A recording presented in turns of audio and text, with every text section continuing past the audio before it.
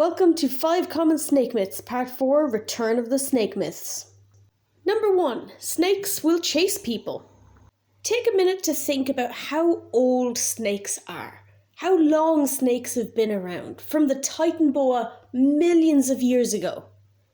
Now think to yourself, would they have survived this long if they were in the habit of racing up towards predators possibly hundreds of times their size? If you've answered no, well done, have a cookie. The only reason a snake would be racing towards you is if it's the only way out. A lot of people will walk in a doorway, see a snake in a room, go, "Oh my god, a snake," make a load of ruckus, stamp their feet. The snake freaks out and goes, "Well, that doorway is the only way out of here. I'm going to just go real fast past them and hope they don't catch me." At which point the person goes, "Oh god, no, I'm being chased," and runs in the same direction. The major reason why snakes survive for as long as they survive is because they are stealthy and sneaky and they're very good at hiding.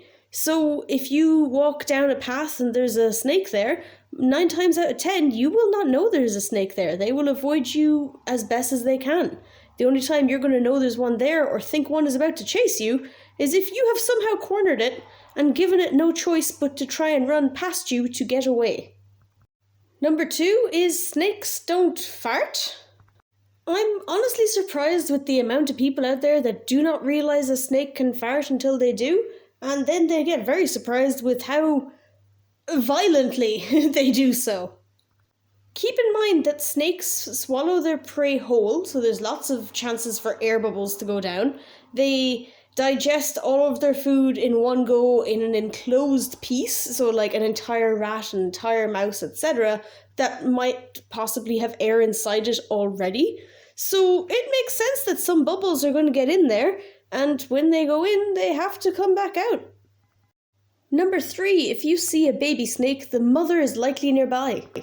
This is pretty unlikely. The vast majority of snakes will either lay their eggs and then leave, or will give live birth and then leave. There's very few of them that are actually maternal in any way. Vast majority are not.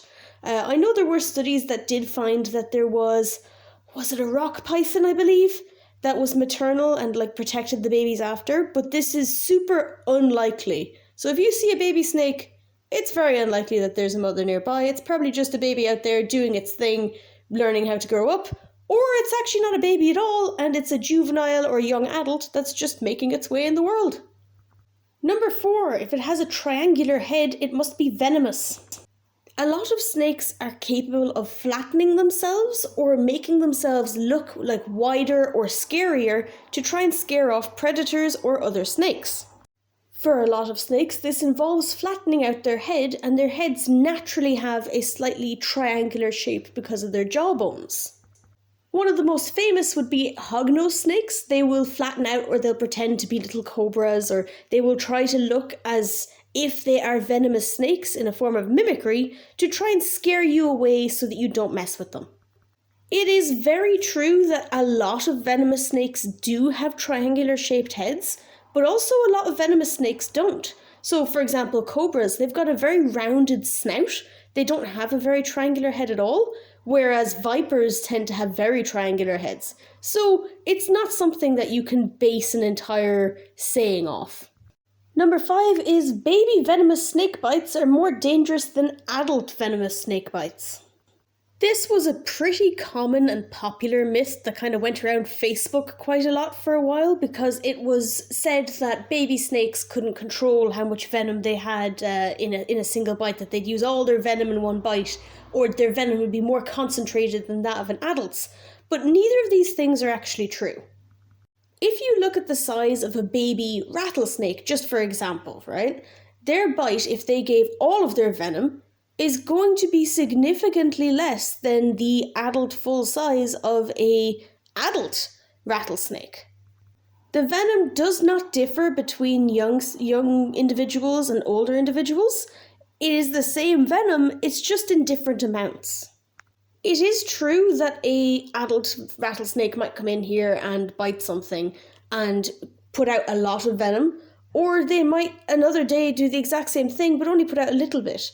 But the same is for babies. They don't just empty the tanks every single time with every single bite.